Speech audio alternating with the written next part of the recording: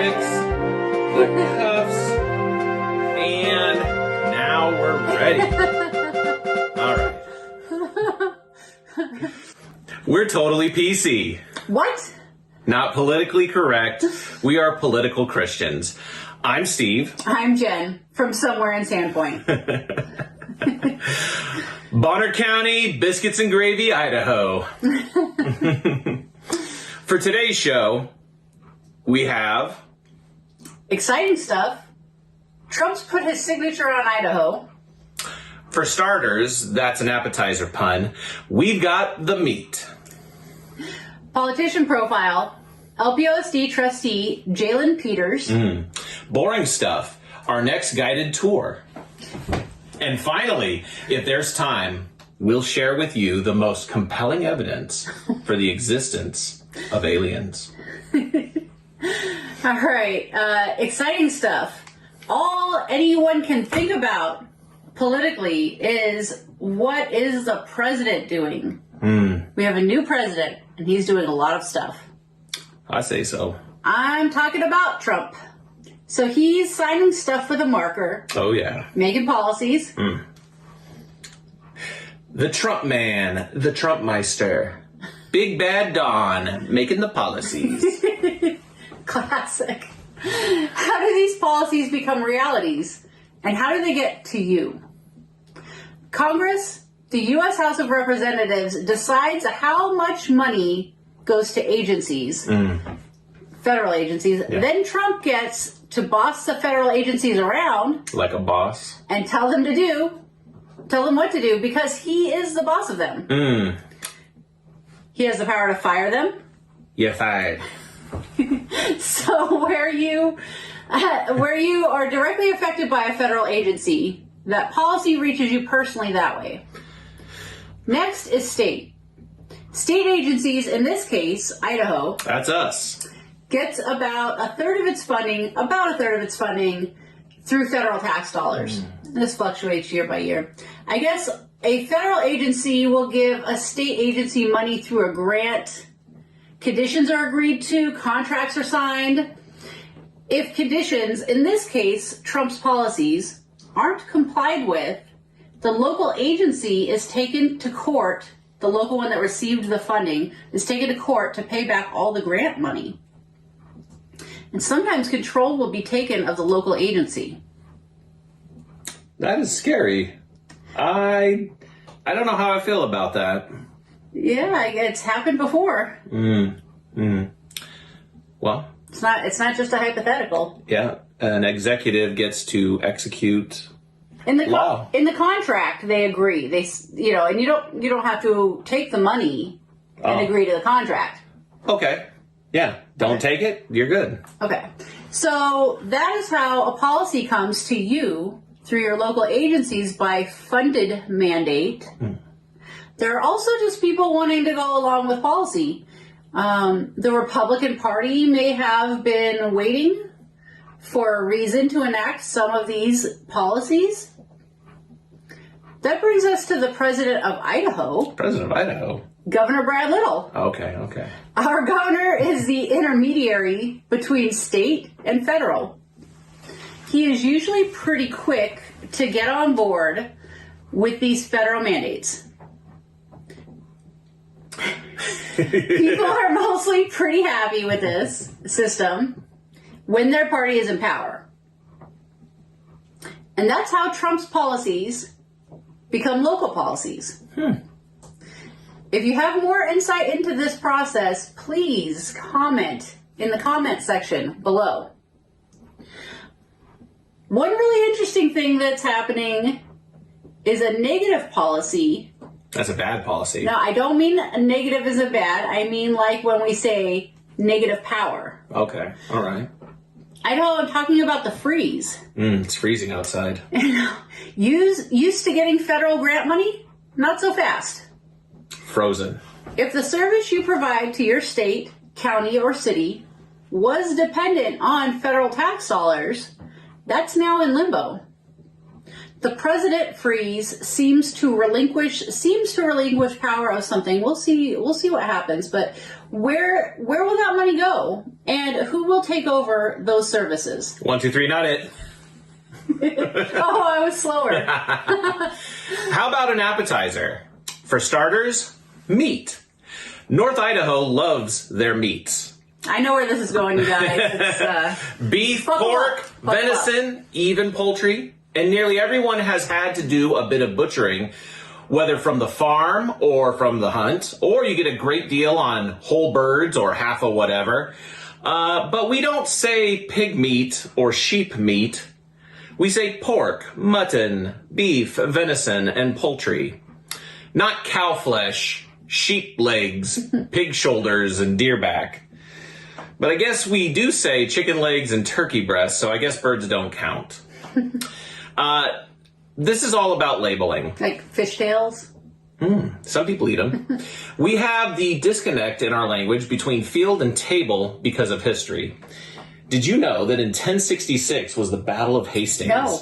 Yeah. Nobody knows that. Between Anglo-Saxon England and French Normandy, and as though it wasn't incredible enough, it's incredibly hard to believe that the French actually won. Good for them. So in England, you had French nobles and Anglo peasantry.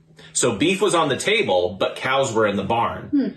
And pork was on the platter, but pigs were in the pen, and so on. All right. So we eat beef, pork, venison, mutton, and all kinds of fish and poultry. But we also like processed meats and even weird meat products like bologna, hot dogs, sausages, pate, the French came back again, fish sticks, whatever culture that is, Slim Jims, Spam, and hamburger. And we even have a lettuce substitute we all know and love in its own category, and that is bacon. We need that lettuce in there to keep the meat from touching the bread in a burger. No, we put the bacon in there to keep the meat from touching the bread. Yeah, vegetables were making a lot of inroads into the American hamburger, and bacon came in and saved the day. So America thanks you, bacon. Clearly, we Idahoans love meat. And some people, although some people think there is a little more room on the barbecue grill. Do they? Yeah. While we have non-GMO and grass-fed and cage-free, you might think that the other side of the meat spectrum would be the packaged, reasonably priced meat at the grocery store. Meat spectrum? Yeah, there's a spectrum for everything. But no. How about a lab-grown T-bone? Or a cultivated corned beef? Or a cell-cultured chicken cutlet? Yeah, that sounds really bad. Well, first came Jell-O, then came Tang, and now cyber meat. The Idaho Legislature website, which is totally accessible, you guys can all go on it, it has so many House and Senate bills queued up for this legislative session. And one of those bills... Yeah, don't miss this one. Yeah, one of those bills, House Bill 24, is about, you guessed it, alternative meat labeling on food. Labeling. They're not bringing you alternative meat with this bill. They're bringing you the labeling. Yeah, the goal of the bill is to require manufacturers to disclose packaging on the packaging what alternative animal proteins were used in their product, including lab-grown, cultivated, cell-cultured animal protein sources or meats, like chicken nuggets from a petri dish or a sourdough starter that doesn't make delicious bread for the perfect toast, but instead makes protein mass ready for consumption. Previous to seeing this bill, I had seen a video of research into the field some years ago about this subject. And the video showed a convention of food scientists, and they used animal proteins and amino acids to make different foods. One of these scientists envisioned using human cell cultured protein masses for some kind of weirdo survival. This is a Bible moment. One of the bad kings of Israel in 2 Kings 6:25 through 30 encountered cannibalism during a siege on his city, and even he was appalled and tore his clothes, knowing that it was an abomination. So read your Bibles, folks. It isn't the news, but it certainly explains the news. Maybe even this show.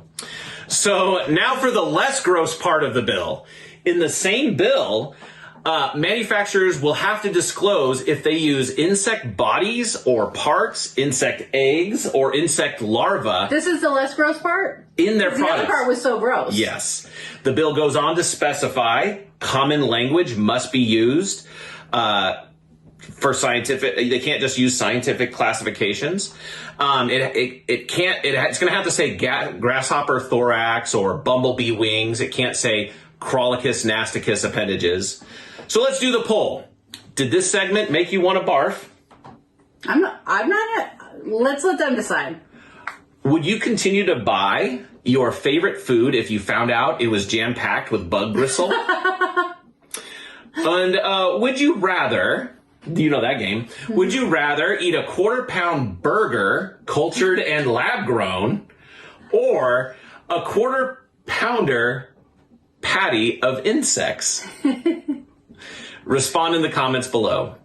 Time for the politician. That means you have to pick one of those. That's what would you rather means. Yeah, you don't get to not choose. You have to choose one of them. So, on to the politician's profile, which has nothing to do with gross meats or bugs. No. No, we're done with that. Yeah, But we are done. Again, to remind everybody, that bill, if you are in support of knowing if that stuff is in your food, then you may be in support of that bill. You may want it written a different way, but the bill is not to bring you bugs and cultured meat. The bill is to label, so that nobody sneaks that on you. So there's full disclosure, which that's great. We already put on there if there's artificial whatever. So we want to know if there's some kind of natural or unnatural, but very specific. There's already some of that in some of the stuff that we eat. So now we would know. Like, do we even want to know? Like, I don't know. Twinkies made it past the testing phase, so it's hard to say. Not in this case, though. This is a little gross. That's my opinion. Sorry, you guys' opinion also. Give us the opinion. This is the opinion show again. No opinions. Okay. Yeah. Maybe. You gotta keep neutral. It's news. Maybe people love bugs a lot. Maybe they want to eat them. Maybe it's the wave of the future. You're gonna try to make them feel like they shouldn't admit to it? That should be another question. How many bugs do we eat each year? By accident or otherwise? Me or you?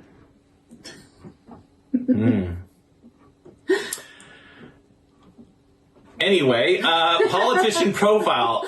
Our politician profile this show is Jalen Peters. There's his picture. He is the Lake Pend Oreille School Board Trustee for Zone 2, which is south of Highway 2, west of Highway 95, South Sable area. He served for 3 years of his 4-year term. How old is he? Well, he's the same age as Prince William of Wales. Okay. And comedian John Mulaney. Interesting.